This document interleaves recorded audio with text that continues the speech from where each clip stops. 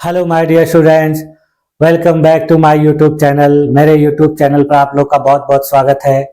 Dear students, आज की class में हम लोग दक्षिण भारत का इतिहास पढ़ेंगे और दक्षिण भारत के इतिहास में हम लोग आज पल्लव राजवंश के बारे में विस्तार पूर्वक अध्ययन करेंगे। इसके साथ साथ हम लोग आज की क्लास में जो स्थापत्य की दो महत्वपूर्ण शैलियां हैं जिनको हम नागर शैली और द्रविड़ शैली के नाम से जानते हैं, उसका भी अध्ययन अंतिम में करेंगे। तो चलिए आइए देखा जाए कि पल्लव वंश के शासकों ने किस प्रकार अपने देश पर शासन किया और क्या क्या उनकी उपलब्धियां रही। देखिए, पल्लव वंश का शासन देखिए कुछ इतिहासकारों के द्वारा 250 से 980 ईस्वी के बीच बताया जाता है, वहीं कुछ इतिहासकारों के द्वारा इसे 275 से 980 ईस्वी के बीच बताया जाता है। लेकिन ज्यादातर पुस्तकों में, प्रमाणित पुस्तकों में इसका शासनकाल जो है 250 से 980 के बीच ही बताया जाता है। तो आइए चलिए देखा जाए। देखिए, कांची के पल्लवों के विषय में जो प्रारंभिक जानकारी है वो हरिसेन की जो प्रयाग प्रशस्ति है उसमें मिलती है। हरिसेन ने अपनी प्रयाग प्रशस्ति में इनका वर्णन किया था और वर्णन करने का कारण यही था कि उसमें दिखाया गया है, बताया गया है कि समुद्रगुप्त ने अपने शासनकाल के दौरान पल्लव शासकों को पराजित किया था। पल्लव शासक जो थे अपना स्वतंत्र राज्य स्थापित करने से पूर्व सातवाहनों के यहाँ सामंत के रूप में कार्य करते थे। इसके बाद देखिए, इनके प्रारंभिक अभिलेख जो हैं प्राकृत भाषा में मिले हैं, लेकिन बाद में संस्कृत भाषा का प्रयोग भी इनके द्वारा किया जाने लगा था, जिसकी वजह से इनके अभिलेख संस्कृत भाषा में भी प्राप्त हुए हैं।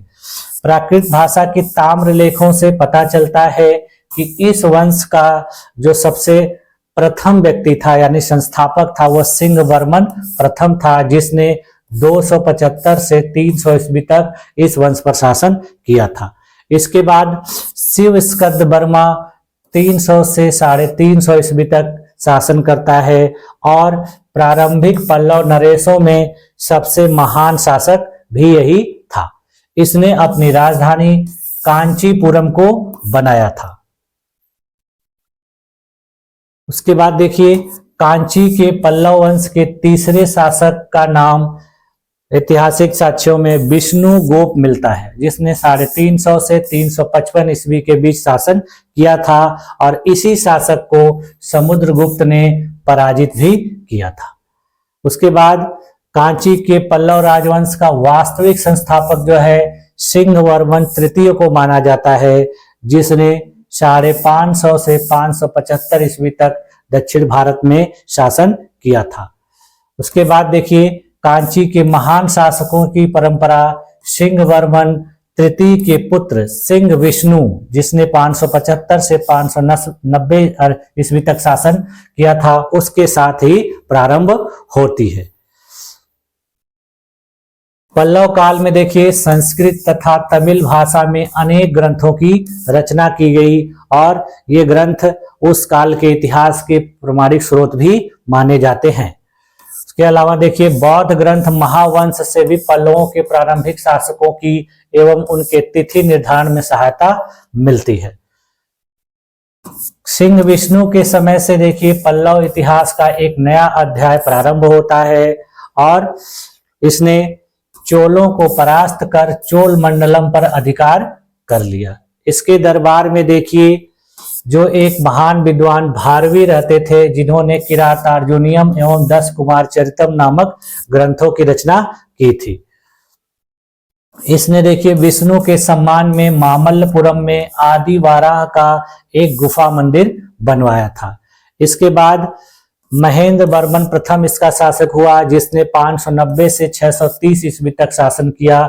यह सिंह विष्णु का पुत्र एवं एक महान शासक था। इसके समय में पल्लव राज्य का केवल राजनीतिक दृष्टि से विकास नहीं हुआ, बल्कि सांस्कृतिक दृष्टि से भी इसका चरम विकास हुआ। पल्लव चालुक संघर्ष की शुरुआत इसी के समय में होती है और उसमें पुलकेशिन द्वितीय को इसने पराजित किया। इसके बाद इसने देखिए मत विलास प्रहसन तथा भगवत जुकियम नामक ग्रंथों की रचना भी की थी। इसने एक नई शैली का विकास किया जिसे मंडप शैली के नाम से जाना जाता है। इसके बाद देखिए नरसिंह वर्मन प्रथम यानी महामल्ल के नाम से इसको संबोधित किया जाता था। इसने 630 से 668 ईस्वी तक इस वंश पर शासन किया था और यह इस वंश का सबसे महान शासक बना था। इसने चालुक्य शासक पुलकेशिन द्वितीय को भी पराजित किया था। इसके बाद देखिए नरसिंह वर्मन प्रथम एक साम्राज्यवादी शासक होने के साथ साथ महान निर्माता एवं कला एवं संस्कृति का महान संपोषक भी था। इसके द्वारा जो विकसित की गई नई शैली थी उसका नाम मामल्ल शैली है और इसका जो प्रधान केंद्र था जो कला स्थापत्य का वो महाबलीपुरम था। वही काल में देखिए चीनी यात्री वेनसांग जो है दक्षिण भारत की यात्रा करता है और वहां पर उसने अनेक बौद्ध मठों एवं रहने वाले भिक्षुओं का भी उल्लेख किया है। इसके बाद देखिए नरसिंह वर्मन द्वितीय जिसको राज सिंह के नाम से भी जाना जाता है, इसने 700 से 728 ईस्वी तक शासन किया और इसके समय में पल्लव चालुक्य संघर्ष रुका रहा जिसके कारण इसने अपना अधिकतम समय साहित्य और कला के क्षेत्र में दिया।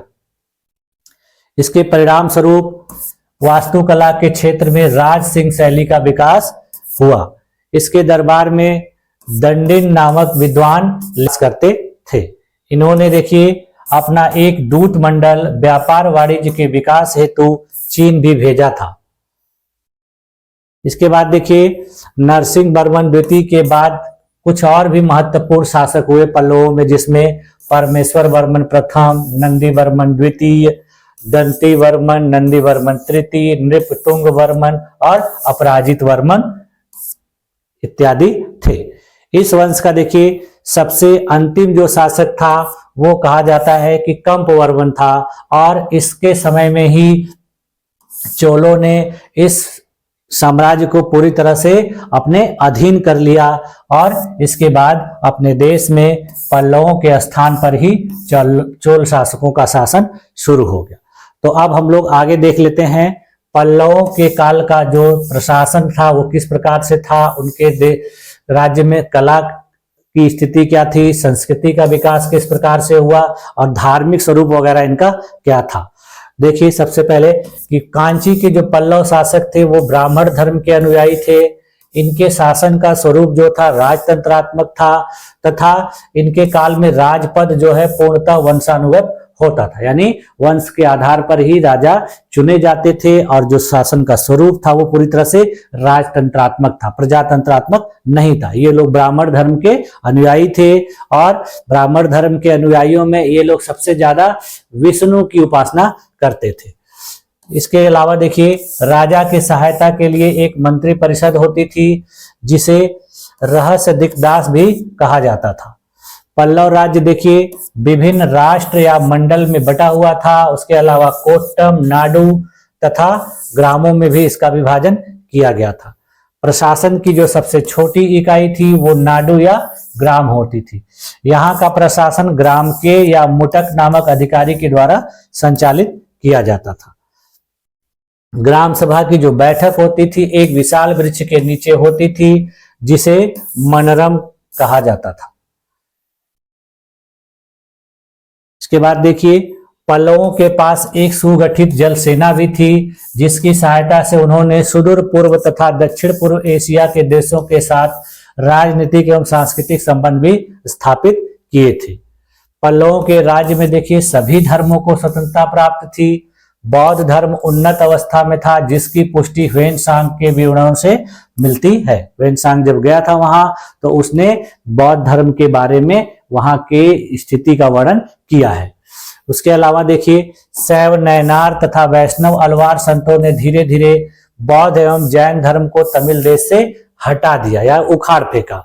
इसके बाद दक्षिण भारत में भक्ति आंदोलन के फलस्वरूप मूर्ति पूजा, अवतारवाद, यज्ञ, कर्मकांड आदि का व्यापक प्रचार प्रसार हुआ। इस काल के देखिए जितने भी संत थे वो ब्राह्मण थे किंतु वह जाति पाति के विरोधी थे। इन लोगों ने मुख्य रूप से भजन कीर्तन एवं उपदेशों के माध्यम से जन सामान्य में शैव धर्म का प्रचार प्रसार किया।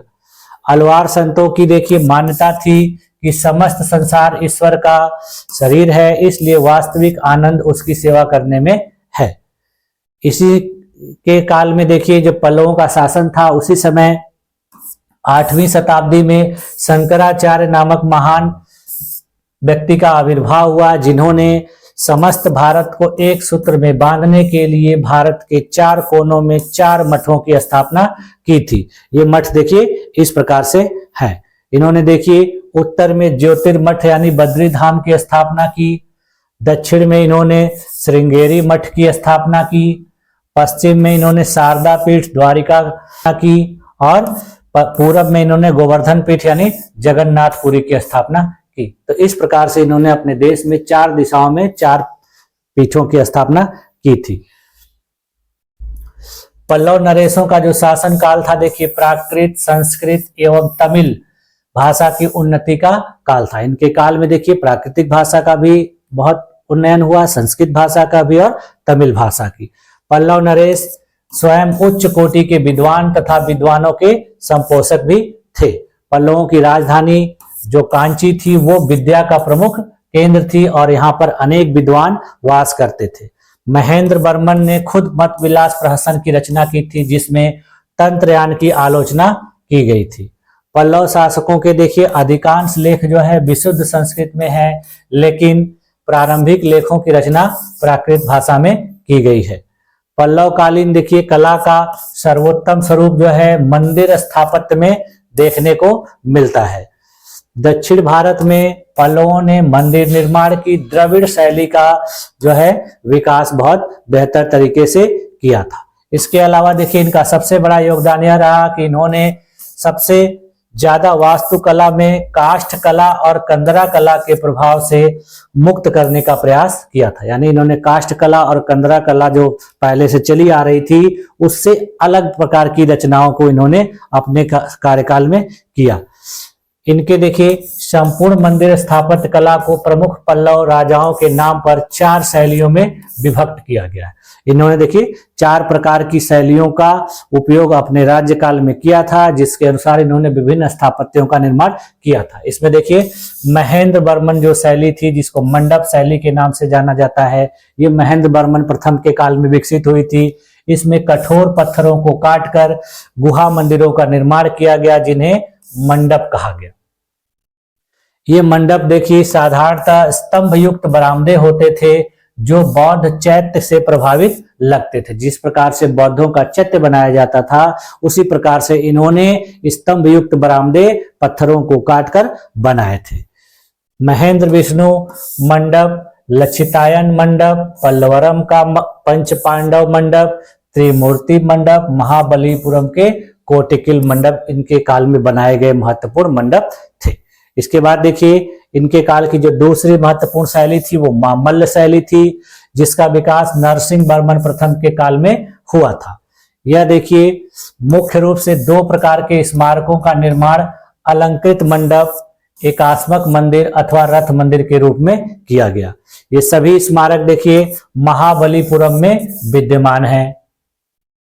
इन मंडपों में वाराह मंडप जो है सबसे सर्वोत्कृष्ट है। इसके अलावा धर्मराज मंडप, महेश्वर मंडप, कृष्ण मंडप, पंच पांडव मंडप, महिषमर्दनी मंडप, रामनुज मंडप, पंचायतन शिव मंडप आदि प्रमुख हैं। इनके काल में पर्वतों को काटकर बनाए गए जो एकाश्म रथ मंदिर हैं वो सप्त पैगोड़ा के नाम से जाने जाते हैं, जिनकी कुल संख्या 8 है। इसमें देखिए जो अलग अलग रथ हैं उसमें द्रौपदी रथ, धर्मराज रथ, भीम रथ, अर्जुन रथ, सहदेव रथ, गणेश रथ, पिंडारी रथ तथा वलय कुरीट रथ प्रमुख हैं। द्रौपदी रथ को देखिए सप्त पैगोड़ा में सम्मिलित नहीं किया जाता है, इसलिए इसको अलग से वर्णन इसका किया जाता है, जिसकी वजह से रथों की संख्या 8 हो जाती है। द्रौपदी रथ को छोड़कर शेष सभी बौद्ध चैत्यों के आधार पर निर्मित किए गए हैं। जितने भी रथों का निर्माण किया गया उसमें द्रौपदी रथ ही एक ऐसा रथ है जिसका निर्माण बौद्धों के चैत्यों के आधार पर नहीं किया गया है, बल्कि और भी रथों का निर्माण जो है बौद्धों के चैत्यों के आधार पर किया गया है। इसमें देखिए जो द्रौपदी रथ है वो सबसे छोटा एवं अलंकरण विहीन है, यानी द्रौपदी का जो रथ बनाया गया है उस पर किसी भी प्रकार का अलंकरण नहीं किया गया और सबसे छोटा है। जबकि धर्मराज रथ सबसे महत्वपूर्ण एवं आकर्षक है, यानी जो सबसे बड़ा और महत्वपूर्ण रथ है वो धर्मराज रथ है। ठीक है। उसके बाद देखिए राज सिंह शैली है। इस शैली का विकास नरसिंह वर्मन द्वितीय के काल में हुआ था। इसमें देखिए गुहा मंडपों के स्थान पर पत्थर तथा ईंटों की सहायता से इमारती मंदिरों का निर्माण किया जाने लगा। इस शैली के देखिए मूलतः 6 मंदिरों का निर्माण किया गया था, जिसमें महाबलीपुरम का तटीय शिव मंदिर, ईश्वर मंदिर, मुकुंद मंदिर, कांची का कैलाशनाथ मंदिर, बैकुंठ मंदिर तथा पनमलाई का मंदिर प्रसिद्ध है। सबसे प्राचीनतम जो है इस काल में प्राचीनतम मामल्लपुरम का सूर्य मंदिर है। कांची का कैलाशनाथ मंदिर इस शैली के निर्माण का चरमोत्कर्ष कहा जाता है और माना जाता है। वैकुंठ पेरुमाल जो मंदिर था वो पल्लव वास्तुकला के सभी तत्वों को अपने साथ समाहित करता था। उसके बाद जो है चौथी शैली है। चौथी शैली को अपराजित शैली के नाम से जाना जाता है। इस शैली के जो मंदिर थे छोटे छोटे मंदिरों के रूप में दिखाई पड़ते हैं। इनके जो द्वारा मंदिर निर्माण किए गए, इन मंदिरों में देखिए कांची का मुक्तेश्वर मंदिर, मातंगेश्वर मंदिर, ओरगडम का बड़मलेश्वर मंदिर, तिरुतैन का विराटनेश्वर मंदिर, गुडीमल्लम का परशुरामेश्वर मंदिर प्रमुख हैं। इसके बाद के जो मंदिर थे वो चोल शैली से प्रभावित होने लगे, यानी इसके बाद धीरे धीरे पल्लवों का विनाश हो गया, इनका समापन हो गया, जिसके बाद चोलों का शासन शुरू हो गया। तो जो बाद में मंदिर बनने लगे वो चोल शैली से प्रभावित मंदिर थे। अब देखिए हम लोग आते हैं जो मंदिर स्थापत्य की प्रमुख शैलियां हैं, जिनको हम लोग द्रविड़ शैली और नागर शैली के नाम से जाने जाते हैं, उनका एक एक करके अध्ययन करते हैं। देखिए द्रविड़ शैली का जो विकास हुआ था वर्तमान तमिल प्रदेश में हुआ था, यानी तमिलनाडु और आंध्र प्रदेश का जो क्षेत्र था, कर्नाटक वाला क्षेत्र था, उसी क्षेत्रों में इस प्रकार के मंदिरों की रचना की गई थी। इस शैली की देखिए स्थापना पल्लव शासकों के काल में हुई थी, यानी इस शैली की सबसे पहली स्थापना यदि किसके द्वारा की गई थी तो पल्लव शासकों के द्वारा की गई थी। इस शैली के जो मंदिर होते थे वो देखिए आधार से लेकर सिरे तक इनका आकार अष्टभुजाकार होता था। इसके अलावा इस शैली के जो मंदिर होते थे आयताकार होते थे तथा इनका शिखर पिरामिड के आकार का होता था। इनके गर्भगृह के चारों ओर वर्गाकार छत से ढका हुआ बाड़ा होता था, जिसे प्रदक्षिणा पथ के नाम से जाना जाता है। पांड्य तथा चोल काल में इन मंदिरों के साथ स्तंभ युक्त मंडप, गलियारे तथा विशाल गोपुरम का भी निर्माण किया जाने लगा और यह एक बहुत ही विशाल प्रवेश द्वार के रूप में होता था। इसके बाद देखिए द्रविड़ कला शैली में निर्मित मंदिरों में कैलाशनाथ मंदिर तथा तंजौर का बृहदेश्वर मंदिर सर्वोत्कृष्ट है। तंजौर का बृहदेश्वर मंदिर जो है चोलों के काल में निर्मित किया गया था, जबकि कैलाशनाथ मंदिर पल्लवों के काल में निर्मित किया गया था। इसके बाद देखिए हम लोग आते हैं नागर शैली की बात। इसकी क्या विशेषताएं हैं देखिए। यह शैली जो है उत्तरी भारत में हिमालय से विंध्य प्रदेश तक विस्तृत थी। इस शैली के जो मंदिर हैं वो चतुष्कोणी होते हैं। इस शैली के मंदिरों के शिखरों में खड़ी रेखा की प्रधानता होने के कारण इसे रेखीय शिखर भी कहते हैं। वहां पर शिखर पिरामिड के आकार के होते थे, यहाँ पर रेखीय होते थे। इसके अलावा देखिए वर्गाकार तथा ऊपर की ओर वक्र होते हुए शिखर इन मंदिरों की प्रमुख विशेषता भी है। उड़ीसा में जितने मंदिर निर्मित किए गए हैं उसमें बहुत सारे ऐसे मंदिर हैं जो नागर शैली का प्रतिनिधित्व करते हैं। इन मंदिरों में देखिए लिंगराज मंदिर, पुरी का जगन्नाथ मंदिर, कोणार्क का सूर्य मंदिर, खजुराहो के मंदिर, दिलवाड़ा का जैन मंदिर नागर शैली के उत्कृष्ट उदाहरण हैं। देखिए इस प्रकार की जो है ये शैलियां थी। देखिए ये जो है ऊपर वाले जो मंदिर हैं ये नागर शैली के उदाहरण हैं, और ये जो बीच वाले मंदिर हैं ये द्रविड़ शैली के हैं, और ये जो तीसरा दिख रहा है ये बेसर शैली है। ये एक ऐसी शैली है जो इन दोनों शैलियों का मिश्रित रूप होता है, यानी कुछ जो है इसमें इसका उपयोग किया जाता है और कुछ विशेषताएं इसकी लेकर एक नई शैली जो है बनती है, जिसको बेसर शैली के नाम से जाना जाता है। इस इमेज में देखिए इस प्रकार से और भी दिख रहा है। यहाँ देखिए जो नागर शैली के मंदिर हैं और ये द्रविड़ शैली के हैं, और ये दोनों का जो सम्मिलित रूप मिलाकर ये बेसर शैली है। इसका देखिए इस प्रकार से वेन डायग्राम भी दिख रहा है। इस प्रकार से देखिए इसमें ऐसे हैं, फिर इस यहाँ करके, और ये इस प्रकार से बनाए गए हैं। नागर वास्तुकला का देखिए मंदिर है, इस यहाँ पर देखिए ये जो है रेखी मंदिर है, ये पिरामिड के आकार के हैं। तो इस प्रकार से इस काल में मंदिर शैलियों का विकास हुआ। अब हम लोग देखिए इस क्लास में यहीं तक रखते हैं। आगे की क्लास में हम लोग चोलों के बारे में विस्तार पूर्वक अध्ययन करेंगे। तो आज की क्लास में यहीं तक रखा जाए। मिलते हैं नेक्स्ट क्लास में, तब तक के लिए थैंक यू।